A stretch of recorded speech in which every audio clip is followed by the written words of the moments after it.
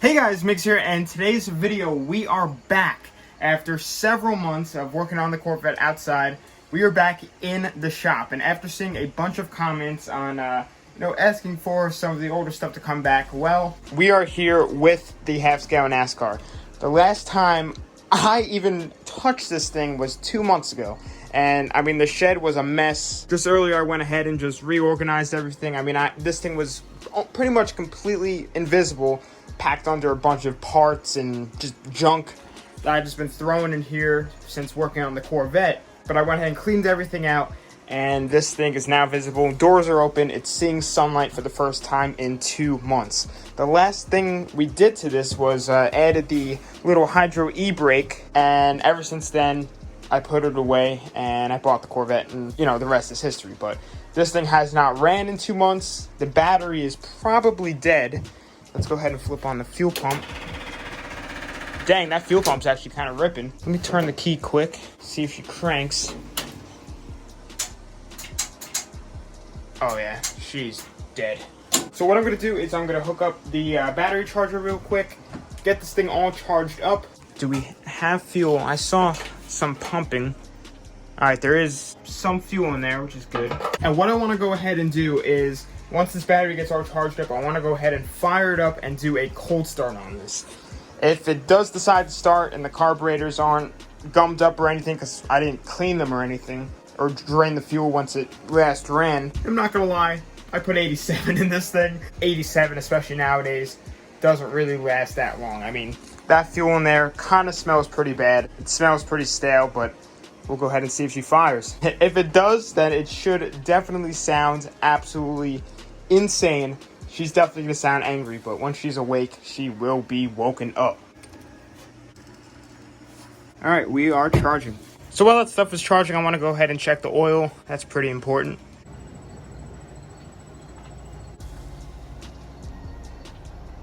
Perfect.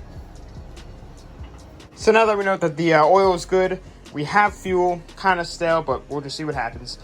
We just gotta wait for the battery to charge up, but since I've showed this thing on the channel, we've had a lot of new viewers, so quick rundown is, this is my mini cup car. I call it a half-scale NASCAR, because they do get raced with, NASCAR bodies on there. But the original engine was that Honda GX390, and I went ahead and threw in a 750cc Honda motorcycle engine into it, because, that's just kind of what you do. And this thing was a massive project. It was my first time really ever fabricating stuff, but was able to make it happen. But before putting it into the go-kart, I did rebuild the entire top end. And then, as you guys can see, we did the dual carb swap, which makes it run way better. And one of the reasons why I really haven't driven it, I've only driven it on the street once, was because I wasn't able to transport it. But as you guys know, I did go ahead and build this trailer. Well, restored this trailer. When I got it, it didn't look this nice. I do have to go ahead and get it registered.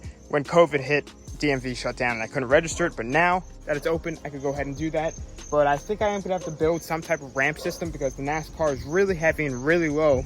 And this isn't necessarily high for a trailer, but it's high enough to make it really difficult to get it on. So I think I'm gonna have to build something maybe for underneath it to slide out ramps and put them on. But once I go ahead and get that trailer all registered, insured, and everything like that, we can go ahead and load this thing up and bring it out to somewhere and drive it. When I took it out on the streets last time, if you guys remember, it had one little electrical connector come out, and it caused me to have to end it there because it wouldn't run.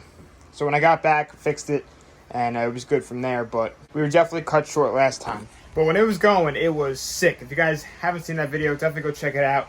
So guys, while I'm waiting for the battery charge of the NASCAR, we might as well try and start investigating a problem with the Corvette. So I was driving down the road the other day, and I look over, and all of a sudden it said I had low fuel. Exactly just like that. Hasn't moved. And I just put a full tank in this thing, and I haven't driven it much, so it did not drain. I know for a fact. But I drove it probably for like a solid hour the other day, and it was stuck just like that the whole entire time. Just now, I tried to see when I turn the key if it budges at all, but it did not even budge. Which sucks, because we just had this whole entire dash out just to fix all the gauges. But based on that, it seems like it's not getting any power. I am able to reach underneath from the dash and see like the back prongs and wires and everything that go to the back of the gauge. So what I'm gonna do is test for power, see if I have that, and then we'll work from there. It is gonna be a little bit hard to try and record while I'm under there, so I'll just try my best and we'll see what we can do. So I just got my multimeter, which has literally fixed pretty much every issue in this car, so hopefully it doesn't let me down for this one. All right, so we do have power. Oh, that was tight. So we did have 12 volts getting to the gauge. So I just ran a couple more tests, and I went from the power side to the signal side, and there's supposed to be a 90 ohm resistor in there. I had resistance, but when I went ahead and turned the key, my multimeter like freaked out, and every time I touch it, the multimeter turns off, but if I let off, it turns back on. So kind of weird. I don't know why that happened. That never happened to me in the past. But it does seem like the gauge does have constant power, so I mean, I'm going to go ahead and say that it could probably just be the sending unit. I think what I might do before I go ahead and order one is look up some more tests that I could run on the gauge to see what the gauge could be telling me. I might throw in gas to see if it actuates at all, because I've heard if it has a blown resistor, it will still read, but the highest it'll go is like a quarter tank. So I'll definitely see if it fluctuates at all when I put gas in it. But right now my mind's kind of set towards more of the sending unit. So I did just go ahead and pull off the positive and negative on the sending unit, and there is some sort of voltage. It's like 1 volt, and that's it. So it is getting some sort of power, but that does not seem like a lot. You know, I'll go ahead and fire it up quick.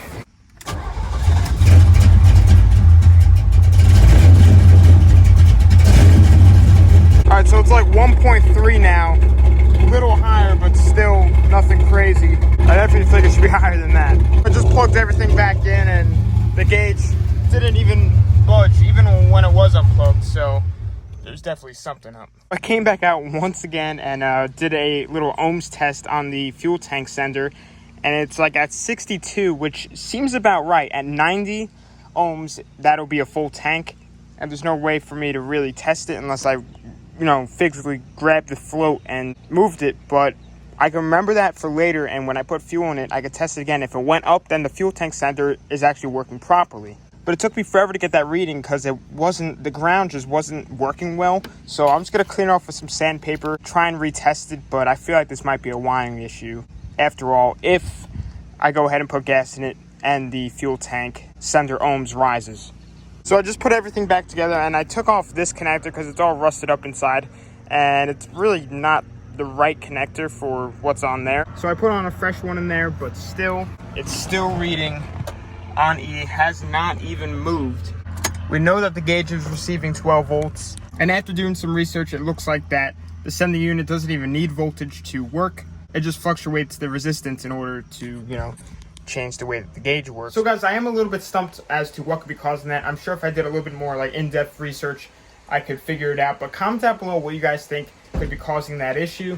But it has been several hours since this thing has been on the charger, and I think it should have enough juice to try and fire this thing up, but we'll just see. So let's put up the chokes, get the fuel all primed up. Oh yeah, actually the fuel's probably gonna end up leaking. I have a feeling that the floats are probably stuck, so definitely gonna keep my eyes on the overflow tubes.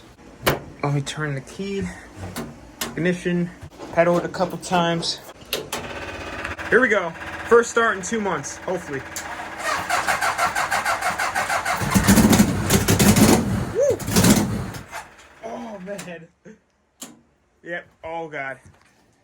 There's the overflow I was talking about. But it ran! That was actually pretty good. Usually what I just gotta do is hit it with the screwdriver. Oh my god, it actually leaked really, really bad. Floats are definitely stuck. Throw some of these under here. So just from that, it stinks in here already of like stale fuel. So I'm gonna go ahead and roll this thing outside. I got the ramps and everything. And I'll see if I have fresh fuel to top it off with. And I'll try and let this thing run for a little bit. Maybe take it for a quick little spin around the yard.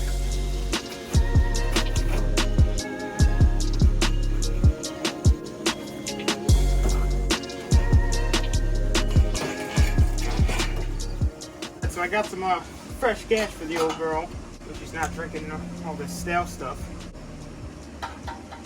So let's go ahead and try and fire this thing up, hopefully without any carb leaks.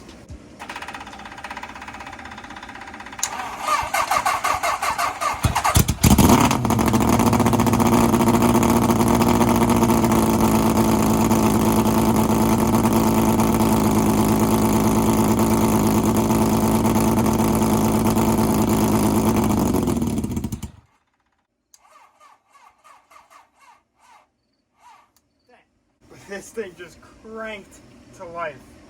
I don't think we're leaking fuel anymore since I hit it with the screwdrivers. That seems to work every time. But the battery's dead again, which always seems to be a common issue with this thing. So guys, I just let the battery charge up once again, and I just pushed it back here just so it's not really loud, you know, by like my neighbor's house and everything. But now that's all pushed back here, I want to try and fire it up one more time before I turned off the chokes too early and it just wasn't warmed up enough, and I'm pretty sure that's why it died. Let's try this again.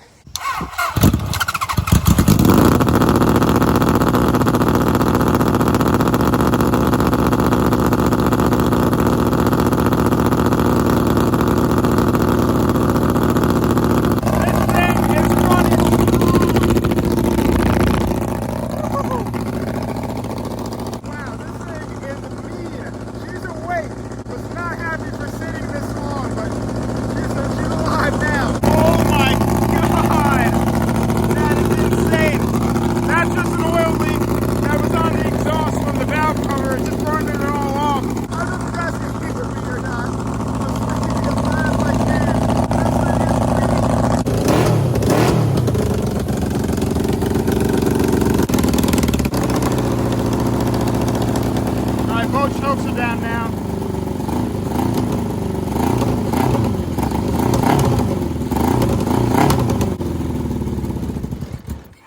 I wasn't sure if it was ready for choke yet. It was running good, but it didn't want to idle. Please don't have a dead battery again, please. I'm not going to start with the fuel pump on.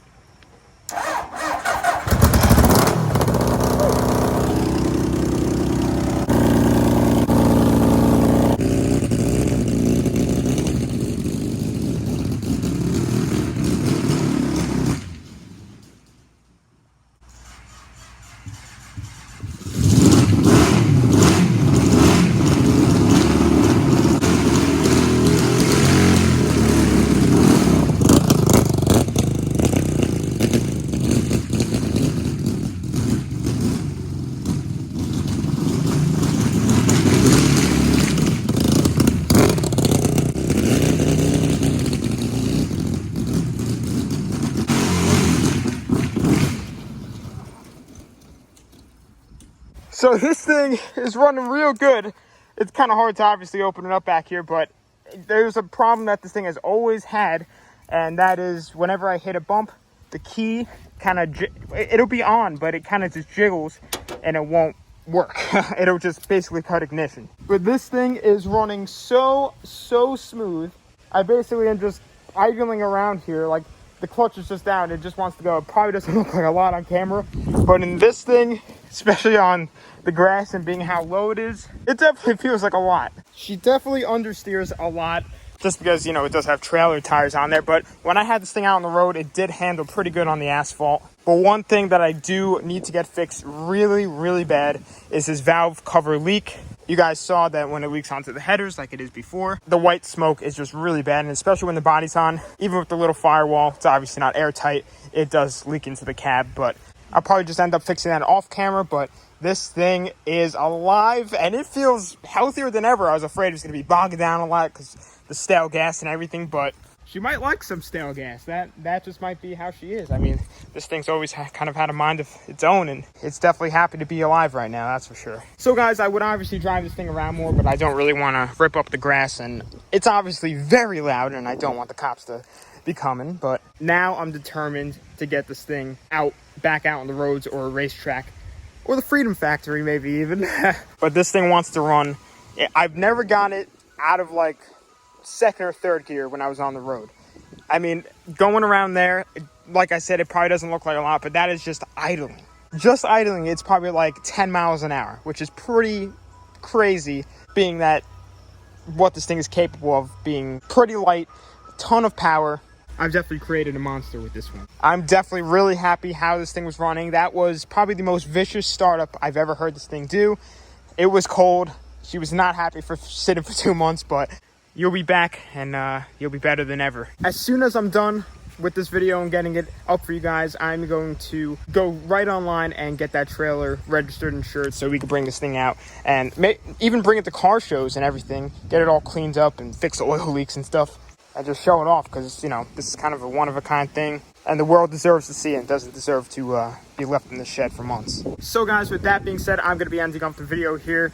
Worked on the Corvette a little bit, you know, started to try and figure out that little fuel gauge issue. It's not a massive deal, but it's enough to just make me annoyed because, you know, a fuel gauge is kind of important, especially on something that drinks fuel like that thing does. But got this thing all fired up. It might need another new battery from sitting for so long, but we'll just have to see. With that being said, I'm going to be ending off the video here. I know lately videos have been really just lacking, but I'm back in it, and it's time to pump out some content. I'm feeling motivated right now. I've been dealing with college and getting that rolling with, and I still have to get that rolling with, but I'll be able to overcome and get out some content for you guys. So with that being said, I'm going to be ending it off here. Follow my social medias. They will be on the outro of this video. Instagram and Snapchat I use the most, but thanks for watching. Please subscribe and comment. Help friends build the channel.